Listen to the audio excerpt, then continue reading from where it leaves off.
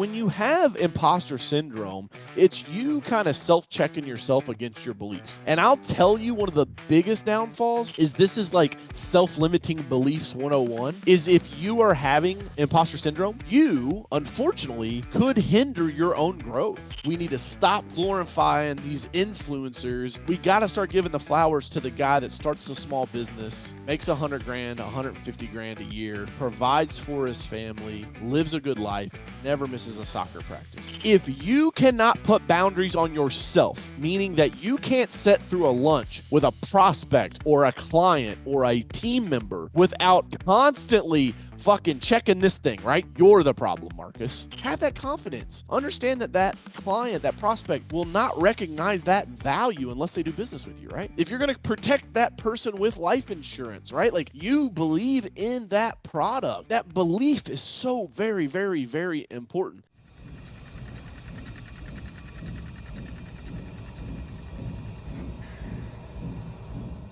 Hey guys, what's up? Welcome to another episode of the Sales Factory. I'm your host, Coach Carroll, and you just got me in this one, baby. This is a special edition of the Sales Factory, an AMA, which is Ask Me Anything. If you're not a millennial or younger, you probably don't know what AMA is, but it's an Ask Me Anything. And so over the past month, my team has been tabulating and putting together a whole host of questions that we've had submitted to us from Twitter or X and LinkedIn and Facebook and YouTube, as well as emailed in as well. So shout out to everybody that has sent questions in for this AMA. I'm super excited about it. I'm doing this on the front side of a whole day worth of podcasting, or I guess a whole afternoon of podcasting.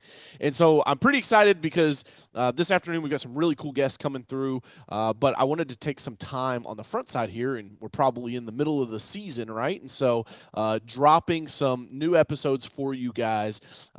And I said, hey, let's do an AMA. I think it'd be fun. I've never done it before. And so, yeah, let's hop into this thing. And if the questions that I say or read today, if they don't hit home with you, or maybe you're like, hey man, I'd like you to double tap on that and go a little deeper, right? Or maybe double click. Double tap would be like shooting. Double click on that and go a little deeper. Happy to do so. So let's get this thing started. First up, we got Marcus from Dallas. And so I've got these guys pulled up here, the questions. And so Marcus says, I started my business 3 years ago. Sweet. Congratulations, Marcus. And I've had some solid success, but now I feel stuck. We're making money. Good. But I'm constantly in the weeds, putting out fires instead of actually growing the business. How do I step back and scale without falling apart?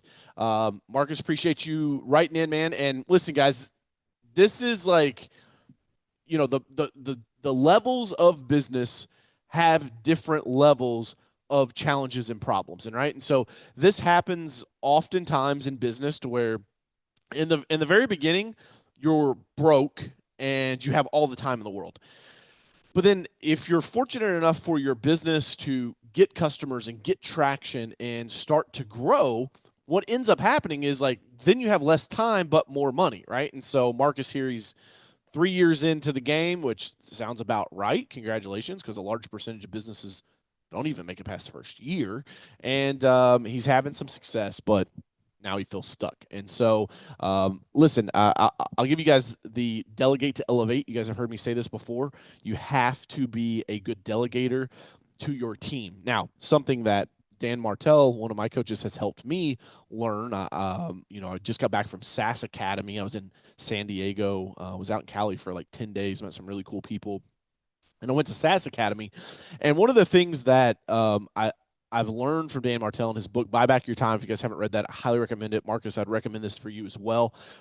If you're feeling like you're putting out fires instead of actually growing the business, you probably haven't either delegated appropriately, right? So maybe that's number one. You haven't delegated appropriately, meaning there aren't clear instructions of what done looks like, right? So I'll walk you guys through a framework here in a second on how to delegate.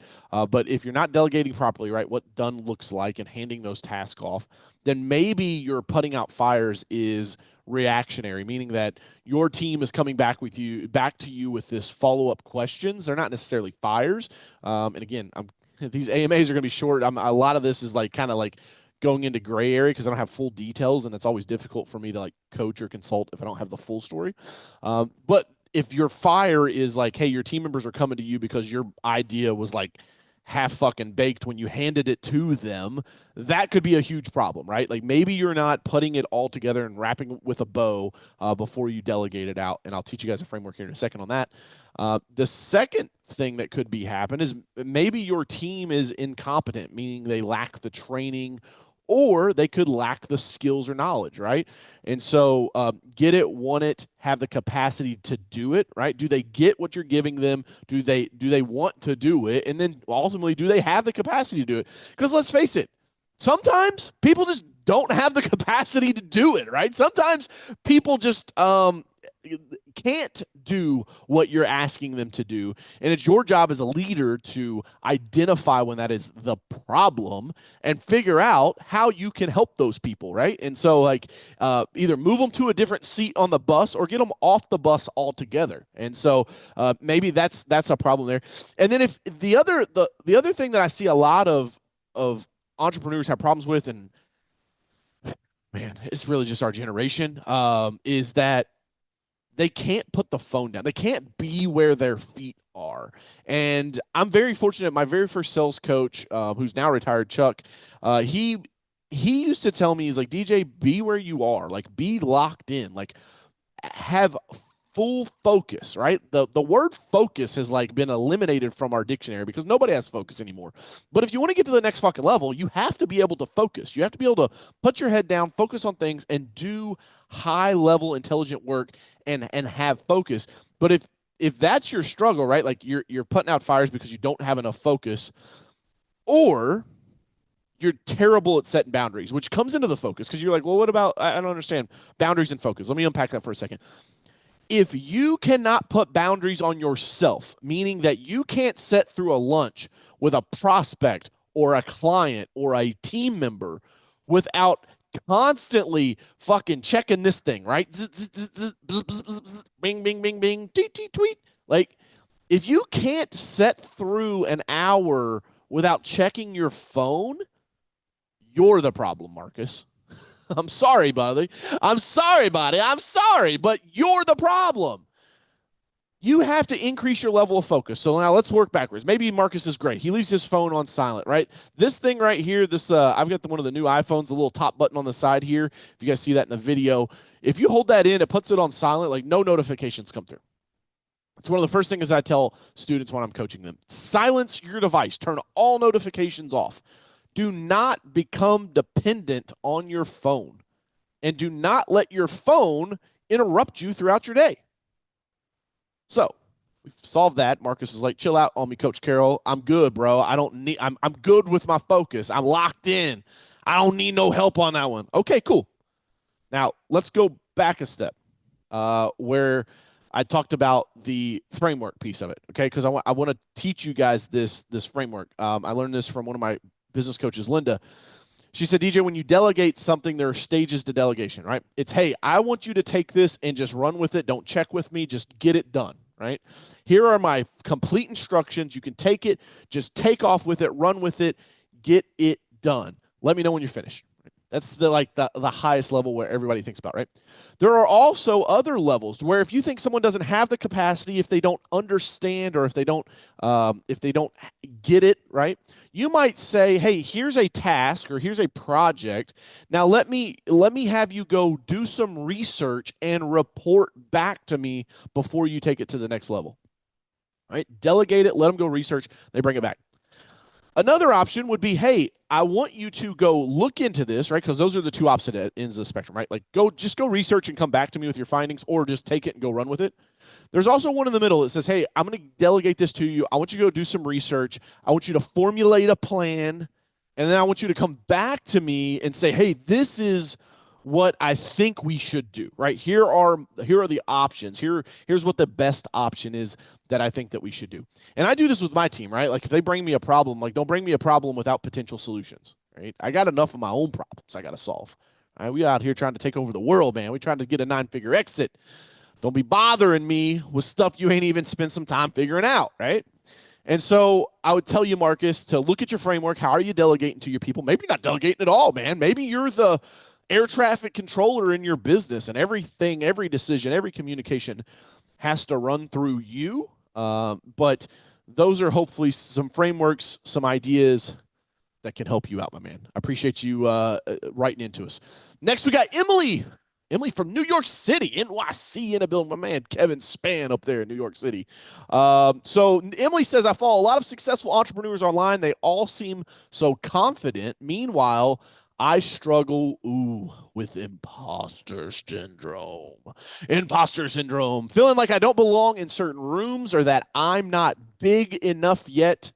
Have you ever dealt with this? And if so, how did you push through? Yes. I still deal with it today. I was on a call with Patrick Bet David's team the other day. They're coming to town for Derby, and I'm like, holy shit! I'm on a call with their team talking about possibly hosting them for Derby. Like, this is wild, right? Like,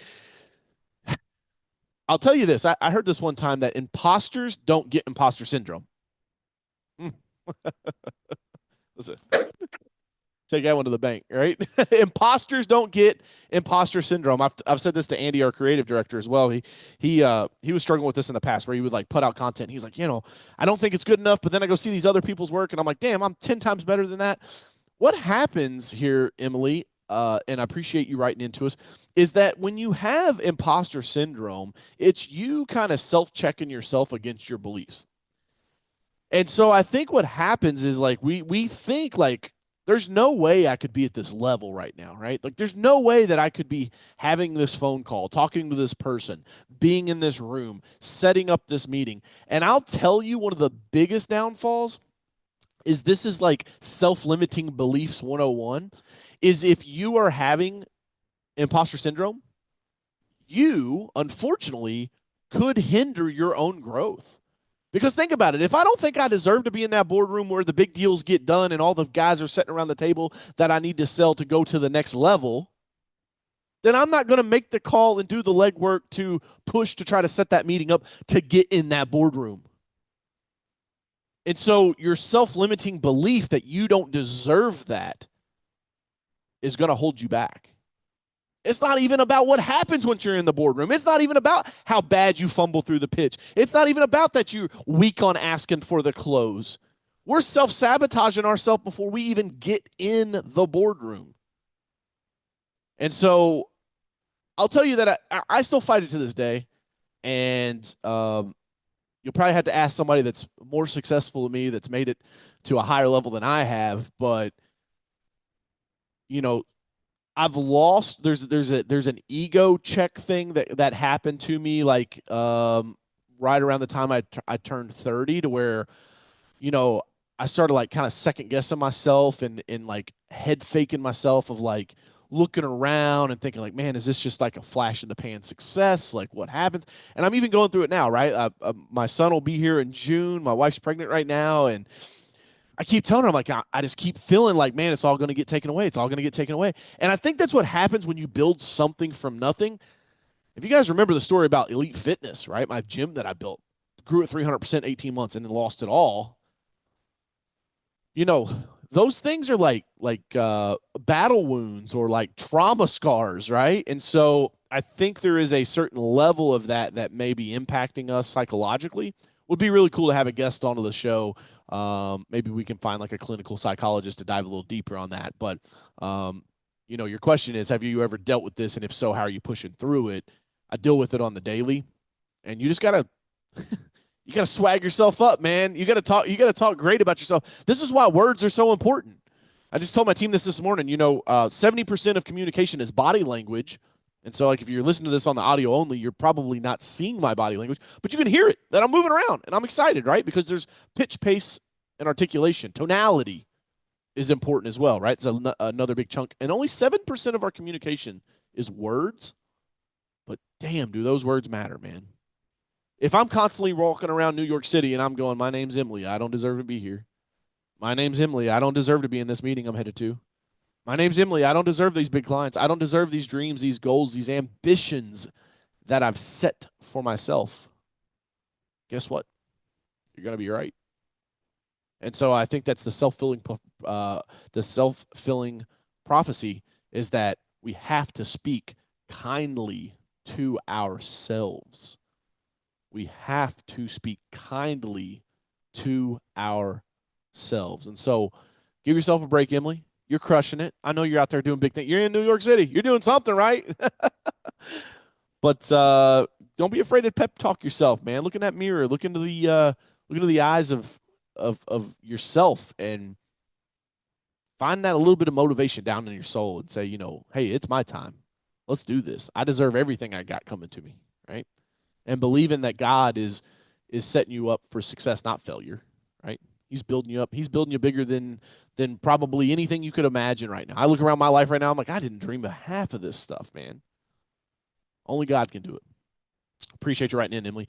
Cool. Let's get another one in here. Got Trey from Atlanta. Trey says, I always hear people say, work smarter, not harder. I love that saying. But that's easier said than done. When you're wearing every hat in the business, what's the biggest shift you made that helped you work smarter and actually see faster growth? Cool. You got to take all the hats off, man. You can't do it all yourself. I saw Andrew Tate say this the other day. If you're trying to win the race by yourself, you're competing against teams of people, teams of investors, teams of great talent. You can't win in business by yourself. I syndicated my first real estate deal when I was 26 years old with some investors out of Chicago. You got to have people in your corner. So, Trey, I'd say first and foremost, stop wearing all the hats, hire some team members, get some people on your team to help you out, right? I'd say that's the first thing you could do. The biggest shift for me that helped me work smarter and actually see faster growth, really, team, delegate, hiring people, but really, man, it comes down to automation. If you can figure out a way to build automations inside of your business so that something that you're doing all the time, you no longer have to do all the time, right? The automation maybe helps you out and allows things to repeat themselves. Like I'll tell you guys, we just picked up a huge efficiency increase with some artificial intelligence that we implemented. About a 65% pickup last year for our creative department, the way that we do creative. And so, I'm super bullish on this AI thing. Do I think that the robots will eventually come in and take over and that'll be the end of us? Sure. Skynet, right? That happens. But what happens in the meantime between now and there? And nobody knows what that timeline is. Is it 5 years? Is it 50 years? Is it 500 years? Nobody knows. But I would tell you that artificial intelligence is a game changer. And the ability to use a program like Zapier or Zapier to build integrations in your business so software can talk to each other, to build some software if you need to inside of your business, it's huge. And I mean, think about it, guys. Like, think about something as simple as QuickBooks, right? So QuickBooks has been around for a long time, and they essentially helped business owners stop keeping books, right? Like, if you're a millennial or younger, you probably don't even know this, but like accounting used to be kept in books. Like there was an advertising expense account book. There was a uniforms expense account book. Like each account kind of had a book, and this was what cooking the books meant, was that you would little fugazi. But QuickBooks did away with that, and they created software, and then it made it more efficient, right? So I think in your business, Trey, you're wearing lots of hats. Figure out what you can delegate. I'd say the 4 Ds, right? Delegate it, delete it, delay it. There's one more. Delegate. Decide. Decide's the other one, right? And I apologize to the author. I can't remember what book I read that out of. This is what happens when you read over 160 business books. Is like, I remember these frameworks are super powerful. I remember these frameworks, but I don't remember where they're from. So if you can just do it, right? Just decide to do it. If it takes less than 2 minutes, just knock it out. or you can delegate it, or you can delay it, say, I'm not dealing with this decision right now, or you just delete it, say, hey, I'm just not doing that, right? Christine, my executive assistant, she handles my inbox, my calendar, my travel, and I just had to make a decision. Like, I'm not going to spend time doing this anymore. And so bought me back time, back to Dan Martell's book where we started at originally. And yeah, so that's what Trey, I would say from Atlanta, hot Atlanta down south. Biggest shift I made was the 4D framework. Do it if it takes less than 2 minutes. Delegate it out to people that can do it better than you or find more joy in it, right? Like my CFO nerds out about QuickBooks. I don't. I do it because it's a necessity, right? Bookkeeping. So it's like make the decision on where your core genius is. Cool. Grab a quick sip of water, and we'll be right back.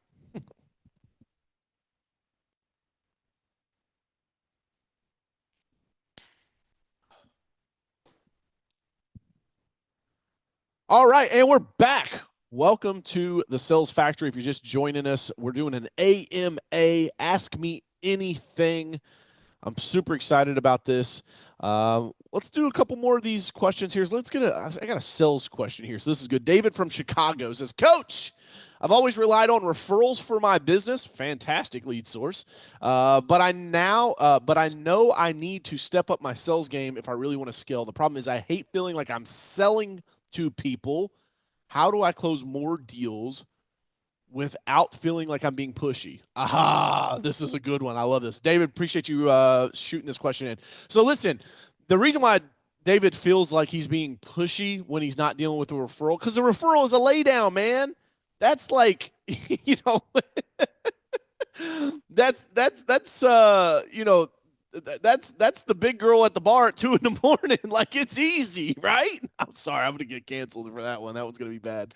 But listen, you got to understand, David. If you're getting referrals, people are calling you and they're saying, "Hey, Mrs. Johnson said you did a great job at doing X, Y, and Z for her. I want you to do the same thing for me, whether it's insurance, roofing, whatever it may be, right?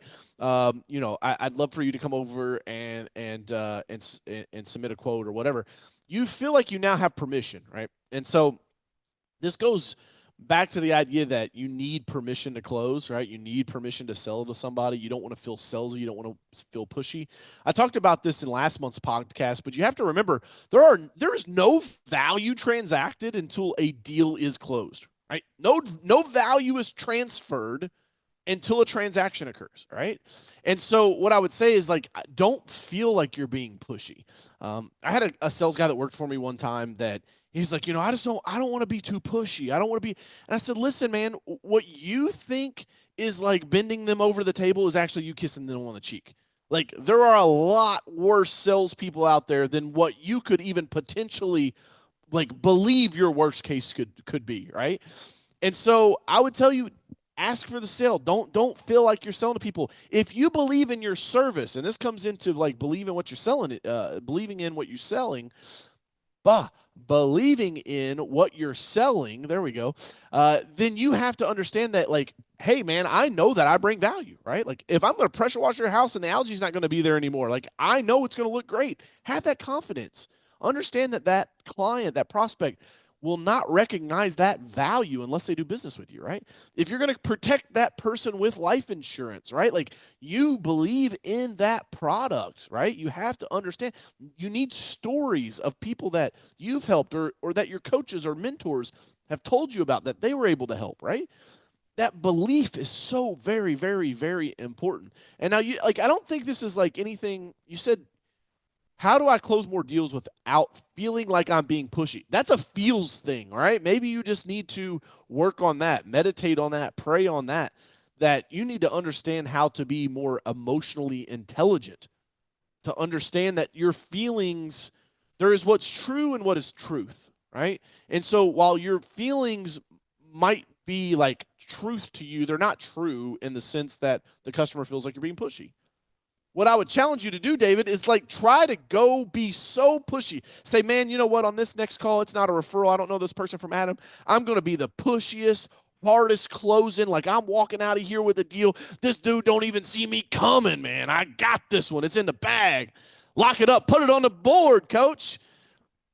Try to be as pushy and salesy as you can, and see if the customer is like, David, you're being too pushy here. You're being too salesy, David. I don't like this. I'm not doing business with you, right? It's not. It's probably not going to happen, man. I really don't think it's going to happen. But you got to try to go fill that boundary out. So then you can say, okay, well, I'll just do half of that from now on. Like, if I thought that was like me being the pushiest person I could be, like, let me just do like half of that from now on. And like, I'll be a long cry from where we're at already. So cool, cool, cool. All right, one more, guys. I know I said that was the last one. Let me do one more here. I'm looking. Okay. Let's do Devin. Devin from Miami asked, Coach, I see a lot of people talking about their wins online, but they never talk about the tough days. Woo. Woo, those internet heroes. When you feel like quitting or when things aren't going your way, how do you push through? Oh, that's good. That's good. I try to do a really good job, first and foremost, Devin, of like sharing my losses, right? Like the story about my gym, Elite Fitness that I lost, the struggles of just being in business, the ongoing struggle of growing a business. Because let me tell you, like, man, Yard Smart, my first business, I started straight out of high school mowing grass, right? When I turned down those football scholarships, I'm like, I'm going to go be an entrepreneur. This was way before fucking being an entrepreneur was cool, right? Gary Vee wasn't around yet to tell everybody it was cool to be a business owner or entrepreneur. It took me 3 years to break 100 grand. It was like my first year, like I worked like all summer or whatever. You know, it was like $8,000 or something, right? It's like nothing. And the next year was like 40 some $1,000. And then like the third year, it was like, I was so pissed. It was like 97, 98 and some change, right? Like missed my $100,000 goal by like a couple $1,000. And the problems that I had at that level are not the problems that I had at a $500,000, or not a problem that you have at your first million, your second, third, fourth. Like as you scale, the problems will change. And so there's, I almost said something that was untrue. I almost said that there's never been a point where I didn't feel like quitting, because that's not true. I have felt like giving up. I've felt like quitting before. And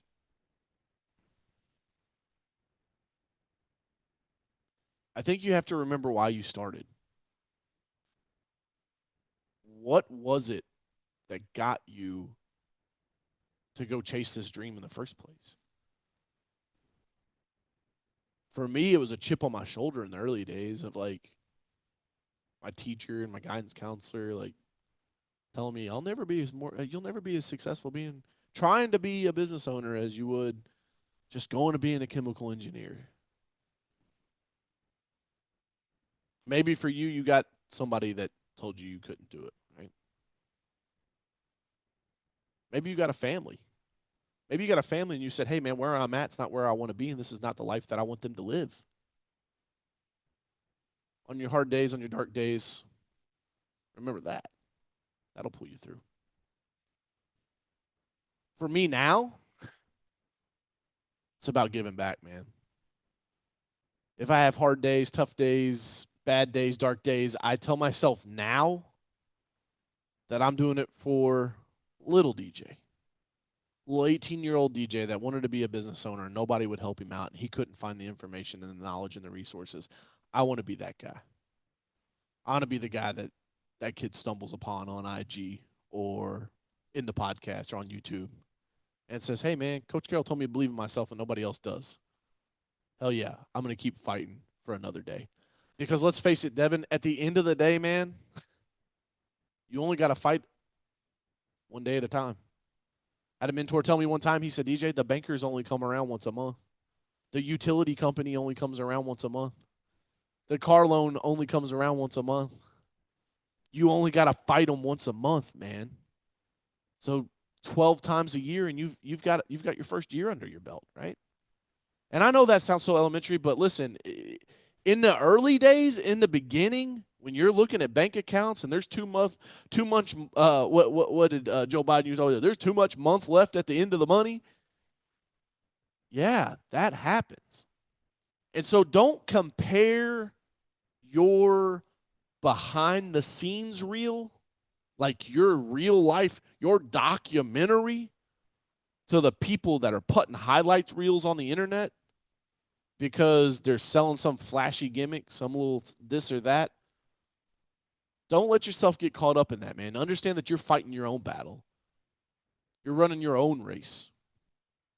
You have your own objectives to achieve.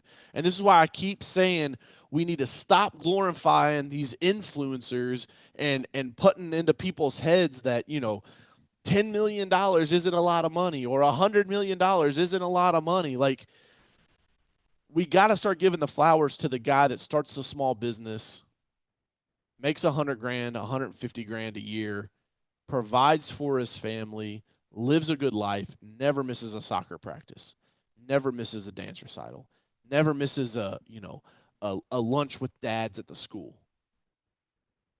Like, for some reason, man, social media has completely distorted our vision and our interpretation of what is valuable. Because a Lambo, it's cool. I drove a 458 Italia at the track a couple years ago. 3 hot laps at the Corvette Museum track. That's a badass car, bro. It was sick. It was nasty. It was, I mean, it's just ripping gears and then slamming on the brakes in the corner. But how long are you going to be happy if that's the goal? You're going to get there. You're going to drive the car, and 2 years from now, that's going to be a 2-year-old car to you. And so I want you to set your expectations, your goals, your dreams on solid foundations. And I'll tell you, the more I focus on taking the gifts and the talents that God's given me to build his kingdom, to go make the world a better place, to help other people, dude, it just keeps getting better and better. Hope that helps, Devin. Appreciate you writing in, man. Well, guys, I got to wrap it up. We will close this episode out. I got to hop into this next podcast interview here in a second. This has been fun, man. We'll do more of these AMAs. Make sure you submit your questions. Send me a DM, an IG DM. Leave it in a comment somewhere if you're on YouTube. Watch this on YouTube or the podcast. Or you guys can always send me an email, dj@carroll.media. dj@carroll.media or dj@coachcarroll.com. And then be sure to check out coachcarroll.com /podcast for all the episodes as they're dropping. Make sure you get subscribed. And if you haven't already, please leave a comment, a thumbs up, a share, or a review. It helps me get this podcast in front of more people so that we can help more people achieve their dreams. Until next time, I'm your host. Hustle, it's worth it. See you guys.